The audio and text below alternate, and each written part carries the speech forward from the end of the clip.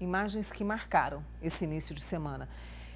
Aquela senhorinha, né, a Beth, a professora, eu vi todas as minhas professoras e professores ali, sabe? Aquela agressividade foi um soco no estômago, né? Isso aí para mim, olha, eu nunca mais vou esquecer, gente. E é preciso fazer algo para que a gente possa não mais ter histórias como essas. Esse adolescente prestou depoimento e, segundo o delegado da Polícia Civil, demonstrou frieza. Ele assumiu o atentado e indicou que o crime foi, sim, planejado. Ele foi ouvido pelos investigadores na frente dos pais. Passou por exame de corpo e delito e continua apreendido. O velório da professora Beth, que teve uma parada cardíaca depois de ser atacada, será daqui a pouco, às 8 horas da manhã, em São Paulo. Então, a conta é essa, pessoas mortas, né? Uma pessoa de 71 anos que tinha uma família ali, alunos feridos, outras professoras também que viveram esse horror e essa tragédia que entra para a nossa história. E aí ontem eu convidei essa profissional que eu quero apresentar para vocês aqui agora, é a Michele Alves, ela é neuropsicóloga. Michele, mais uma vez, obrigada por ter vindo conversar sobre essa tristeza que a gente vive, né? É em São Paulo, mas se espalha para todos nós. Primeira pergunta que eu quero te fazer, que me fizeram bastante ontem, o que está acontecendo? Bom, o que está acontecendo, no caso desse adolescente, está muito relacionado à imaturidade cognitiva dele. Estudos relatam que o cérebro está em formação até por volta dos 25 anos. E a última área do cérebro a ser formada é o córtex pré-frontal, que ele que é responsável pelo controle inibitório, pelo planejamento crítico, pela parte ali de empatia. E devido a essa questão da adolescência, então, ele ainda tem uma diminuição de dopamina e serotonina, que são hormônios ali mais reguladores, né, mais relacionados ao bem-estar. Em contrapartida, ele tem um aumento de testosterona também. E então tudo isso aciona a questão da agressividade, da raiva mesmo. E ao que tudo indica também, eu não tenho histórico de vida dessa criança, mas para ele ter chegado nesse nível de... É como se fosse a gotinha no copo d'água que transbordou. Com certeza pode estar relacionado, esse evento ali, ele foi só um link a questões mais primitivas de experiência de vida dele. Né? Mesmo então, tão novo? Mesmo tão novo, principalmente sendo tão novo, porque a maioria dos traumas que nos marcam, eles acontecem na infância e na adolescência, que é a época que o nosso cérebro ainda está em formação. E devido à imaturidade cognitiva, a criança lê aquela situação como algo muito maior, porque ela não tem argumentos ou condições de resolver aquela situação.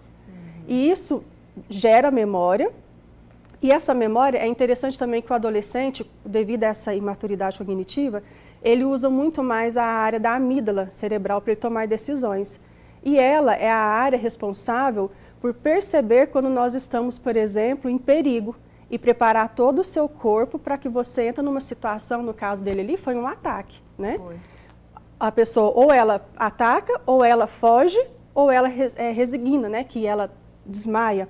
São maneiras do nosso organismo se proteger de situações que é entendido ali como algo contra a vida dele.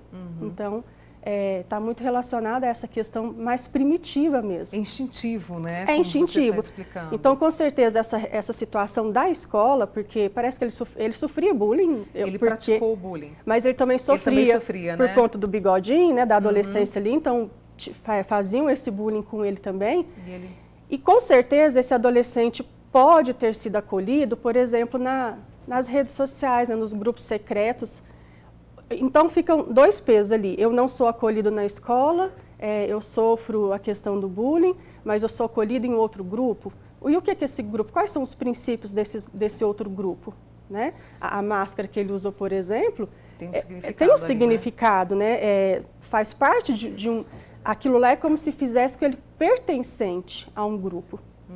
Todos nós buscamos o pertencimento. Se ele não se sentiu pertencente em um grupo que às vezes é um grupo mais, digamos assim, assertivo, ele vai buscar aonde ele vai se sentir incluso. Então, é isso, está muito relacionado a essa imaturidade cognitiva também. E aí, diante disso, porque a gente sempre pensa, então como proteger, né, todos esses jovens, esses adolescentes? É uma proteção conjunta. Como é que a gente faz? Diante disso que você está explicando fisiologicamente, como é que deve ser esse apoio? Longe de julgarmos qual, né? Sim. Mas assim, como é que deve ser esse apoio, então, para esse adolescente, né? Principalmente em casa. O apoio está na base, que é a base familiar. Né? Porque é ali que são formados os valores, né? Quem eu sou, quem o outro é. E quando nós passamos por situações difíceis, que eu chamo de traumas, porque o trauma ele não é só algo tipo um TET, que é algo bem pontual. O trauma mais crítico, que gera mais transtornos na fase adulta, são os traumas de desenvolvimento. É aquele trauma crônico que acontece no dia a dia, né, em um lar às vezes desestruturado. Mas também o trauma ele não é só aquilo que acontece, ele também é aquilo que não me acontece. É uma criança que não se sente percebida, é uma criança que não é vista, é uma criança que se sente só, é uma criança que é muito cobrada, uma criança que é muito comparada. E aí a gente pensa assim, nossa, mas todo mundo passa por isso. Sim. Sim, mas se você não tiver uma estrutura, uma base familiar mostrando para ele como ele lidar, ele não vai criar resiliência para suportar, por exemplo, um caso de um bullying. Porque ele não teve isso. Ele não teve, por exemplo, não estou falando no caso dele, que eu não conheço a história dele, mas eu falo do que eu vejo no consultório. Aconteceu aqui em Uberlândia uma situação com uma outra colega profissional que já estava tudo armado, tudo. Não era só ele, era mais um.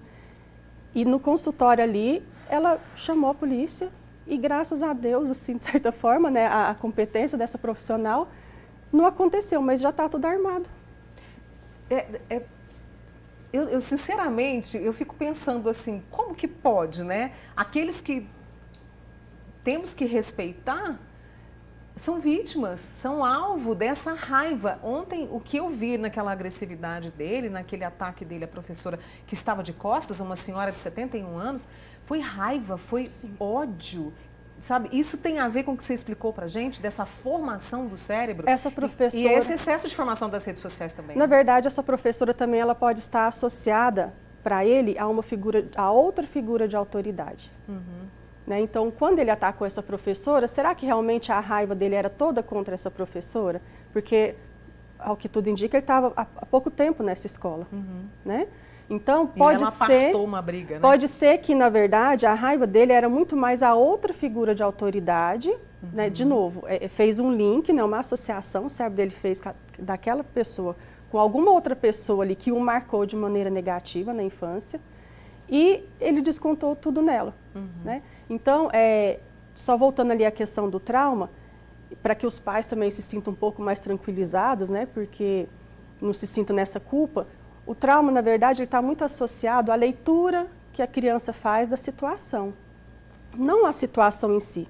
E devido a essa imaturidade cognitiva, às vezes ele vai ler, por exemplo, eu não sou amado, ou prefere o outro do que a mim. Então, não necessariamente é uma, vamos dizer assim, uma culpa desses pais, né? Aí o olho no olho, a conversa, esse tempo, a gente sabe que todo mundo tem que trabalhar, mas Sim. esse tempo de qualidade, de escutar essas emoções, se faz tão importante para a gente evitar situações como Sim, essa. a validação, você é importante, eu te aceito, eu te amo, né? É o sentar à mesa para ter um tempo de qualidade, que é pouco, né? Mas quando sempre que possível, pelo menos no jantar, sentar a família em si, como foi o seu dia, como você está, perceber como que aquela criança ou aquele adolescente, como que ele está.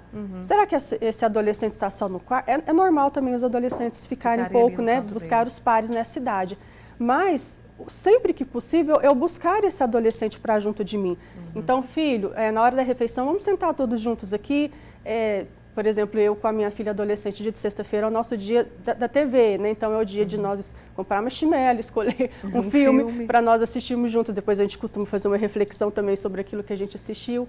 Então isso é importante desenvolver, porque se a criança não ter esse acolhimento, o adolescente também na família, ele vai buscar em outros lugares. E às vezes esses lugares não vão dar uma base, né, para ele ali, algo de qualidade, de valor. Eu digo que a gente está começando uma conversa a respeito disso, do que a gente viveu ontem. Infelizmente, os ataques a escolas no país têm crescido bastante, segundo pesquisas e estudiosos. E é isso muito que a Michele gentilmente trouxe para todos nós, e que se resume nessa questão do amor, do afeto e da atenção e do apoio emocional. Sim. Michele, muito obrigada, viu? Eu que agradeço. Bom dia. Bom dia para você.